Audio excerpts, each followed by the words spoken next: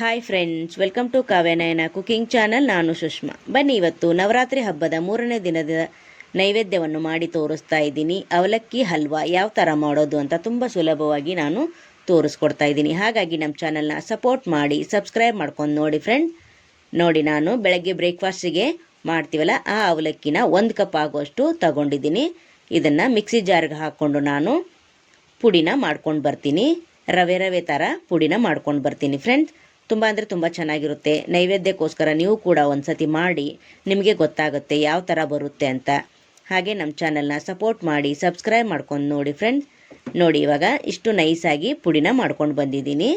ಇದನ್ನು ಒಂದು ಬೌಲ್ಗೆ ಹಾಕಿ ನಾವು ಸೈಡಲ್ಲಿ ಎತ್ತಿಟ್ಕೊಳ್ಳೋಣ ಫ್ರೆಂಡ್ಸ್. ಹಾಗೆ ಇನ್ನೂ ಯಾರು ನಮ್ಮ ಚಾನಲ್ನ ಸಬ್ಸ್ಕ್ರೈಬ್ ಮಾಡ್ಕೊಂಡಿಲ್ಲ, ಪ್ಲೀಸ್ ಹೋಗಿ ಸಬ್ಸ್ಕ್ರೈಬ್ ಮಾಡ್ಕೊಳ್ಳಿ. ಬೆಲ್ ಐಕನ್ನ ಪ್ರೆಸ್ ಮಾಡಿ ಆಲ್ ಅನ್ನೋ ನೋಟಿಫಿಕೇಷನ್ನ ಸೆಲೆಕ್ಟ್ ಮಾಡಿಕೊಂಡ್ರೆ ನಾವು ಹಾಕೋ ವಿಡಿಯೋ ಎಲ್ಲ ಮೊದಲು ನಿಮಗೆ ಬರ್ತದೆ ಫ್ರೆಂಡ್ಸ್. ಆಗ ಎಲ್ರಿಗಿಂತ ಮುಂಚೆ ನೀವೇ ನೋಡ್ಬೋದು. ನೋಡಿ, ಒಲೆ ಮೇಲೆ ಒಂದು ಪಾತ್ರೆ ಇಟ್ಕೊಂಡಿದ್ದೀನಿ. ಅದಕ್ಕೆ ಅರ್ಧ ಕಪ್ಪಷ್ಟು ಬೆಲ್ಲನ ಸೇರಿಸ್ಕೊತಾ ಇದ್ದೀನಿ.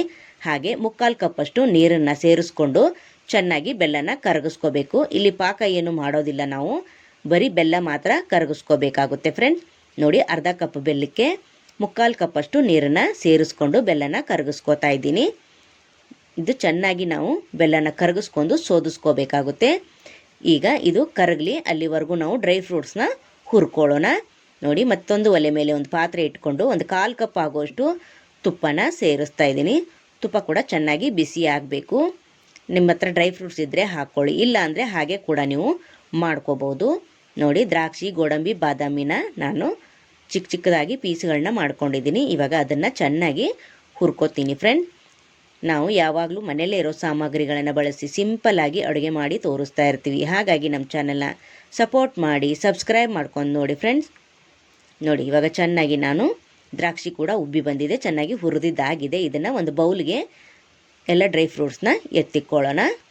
ನೋಡಿ, ತುಂಬ ಅಂದರೆ ತುಂಬ ಸಿಂಪಲ್ಲಾಗಿ ಮಾಡ್ಕೋಬೋದು, ತುಂಬ ಈಸಿಯಾಗಿ ಕೂಡ ಬೇಗ ಕೂಡ ಮಾಡ್ಕೋಬೋದು ಫ್ರೆಂಡ್ಸ್. ನೋಡಿ, ಡ್ರೈ ಫ್ರೂಟ್ಸ್ ಎಲ್ಲ ತೆಗೆದಿದ್ದಾಗಿದೆ. ಈಗ ಅದೇ ಪಾತ್ರೆಗೇ ನಾನು ತುಪ್ಪದಲ್ಲಿ ಈ ರವೆನ ಹುರ್ಕೊತೀನಿ. ಅಂದರೆ ಅವಲಕ್ಕಿನ ರವೆ ಮಾಡ್ಕೊಂಡು ಬಂದ್ವಲ್ಲ, ಅದನ್ನು ನಾನು ಈಗ ತುಪ್ಪದಲ್ಲಿ ಚೆನ್ನಾಗಿ ಹುರ್ಕೊತೀನಿ ಫ್ರೆಂಡ್ಸ್. ನೋಡಿ, ತುಂಬ ಈಸಿಯಾಗಿ ಮಾಡ್ಕೋಬೋದು. ಬರೀ 2 ಪದಾರ್ಥದಲ್ಲಿ ಸ್ವೀಟು ನಮಗೆ ರೆಡಿಯಾಗುತ್ತೆ.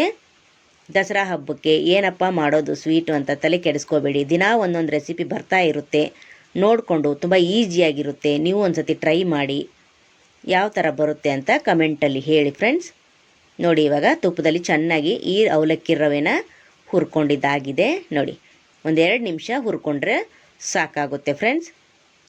ಎಷ್ಟೊಂದು ವೆರೈಟಿ ಪ್ರಸಾದನ ನಮ್ಮ ಚಾನಲಲ್ಲಿ ಮಾಡಿ ತೋರಿಸಿದ್ದೀನಿ. ಬೇಕಂದರೆ ನೀವು ಹೋಗಿ ಚೆಕ್ ಮಾಡ್ಕೋಬೋದು ಫ್ರೆಂಡ್ಸ್.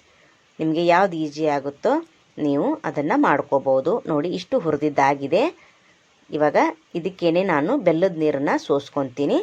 ಬೆಲ್ಲನ ನಾವು ಇಲ್ಲಿ ಕರಗಿಸ್ಕೊಂಡು ಸೋಸ್ಕೋಬೇಕಾಗುತ್ತೆ, ಕಸ ಕಡ್ಡಿ ಎಲ್ಲ ಇರುತ್ತೆ, ಅದಕ್ಕೋಸ್ಕರ. ನೋಡಿ, ಇಷ್ಟು ಚೆನ್ನಾಗಿ ಹುರ್ಕೊಂಡಿದ್ದಾಗಿದೆ. ತುಂಬ ಅಂದರೆ ತುಂಬ ಈಸಿ. ಬೇರೆ ನೈವೇದ್ಯಕ್ಕಿಂತ ಇದು ದಿಢೀರಾಗಿ ಮಾಡ್ಕೋವಂಥ ನೈವೇದ್ಯ ಫ್ರೆಂಡ್ಸ್. ನೋಡಿ, ಇವಾಗ ಅವಲಕ್ಕಿ ಜೊತೆಗೇ ಬೆಲ್ಲದ ನೀರು ಕೂಡ ಸೋಸ್ಕೊಂಡಿದ್ದೀನಿ. ಇವಾಗ ಚೆನ್ನಾಗಿ ನಾವು ಮಿಕ್ಸ್ ಮಾಡ್ಕೋಬೇಕು. ತಳ ಬಿಡೋವರೆಗೂ ನಾವು ಫ್ರೈ ಮಾಡ್ತಾನೆ ಇರಬೇಕು. ಏನೊಂದು 5 ನಿಮಿಷ ಟೈಮ್ ಇದ್ದರೆ ಸಾಕು, ಈ ನೈವೇದ್ಯ ನಮಗೆ ರೆಡಿ ಆಗುತ್ತೆ. ನೋಡಿ, ನೆನೆಸೋದು ಬೇಡ, ಏನು ಜಾಸ್ತಿ ಕೆಲಸನೇ ಇಲ್ಲ ಈ ನೈವೇದ್ಯ ಮಾಡೋದಕ್ಕೆ. ತುಂಬ ಈಸಿಯಾಗಿ ಮಾಡ್ಕೋಬೋದು. ನೋಡಿ, ತಳ ಕೂಡ ಬಿಡ್ತಾ ಇದೆ, ಸ್ವಲ್ಪ ಕೂಡ ತಳ ಅಂಟ್ತಾ ಇಲ್ಲ. ಆ ಥರ ನಾವು ಫ್ರೈ ಮಾಡ್ಕೋಬೇಕು. ನೋಡಿ, ಈ ಥರ ಉದುರುದ್ರಾಗಿ ನಮಗೆ ಈ ನೈವೇದ್ಯ ರೆಡಿ ಆಗುತ್ತೆ ಫ್ರೆಂಡ್ಸ್. ಮನೆಯಲ್ಲಿ ಯಾವುದಾದ್ರೂ ಪೂಜೆ ಇದ್ದಾಗ ಮಾಡಿಕೊಡಿ, ಇಲ್ಲ ದಿಢೀರನೆ ಮನೆಗೆ ಯಾರಾದರೂ ಬಂದಾಗ ಈ ಸ್ವೀಟ್ನ ನೀವು ಮಾಡ್ಕೋಬೋದು. ತುಂಬ ಅಂದರೆ ತುಂಬ ರುಚಿಯಾಗಿತ್ತು. ನೋಡಿ, ತಳ ಕೂಡ ಬಿಡ್ತಾ ಇದೆ ಅಲ್ವಾ. ನೋಡಿ, ಇಷ್ಟಾದರೆ ಸಾಕಾಗುತ್ತೆ. ನೋಡಿ, ಇದಕ್ಕೇನೆ ನಾನು ಅರ್ಧ ಕಪ್ಪಷ್ಟು ಹಾಲನ್ನು ಸೇರಿಸ್ತಾ ಇದ್ದೀನಿ. ನೋಡಿ, ಮತ್ತೆ ಹಾಲು ಹಾಕ್ಕೊಂಡು ನಾವು ಚೆನ್ನಾಗಿ ಮಿಕ್ಸ್ ಮಾಡ್ಕೋಬೇಕು. ಮಿಕ್ಸ್ ಮಾಡ್ತಾ ತಳ ಕೂಡ ಬಿಡಬೇಕು, ಅಲ್ಲಿವರೆಗೂ ನಾವು ಮಿಕ್ಸ್ ಮಾಡ್ತಾ ಇರಬೇಕು ಫ್ರೆಂಡ್ಸ್.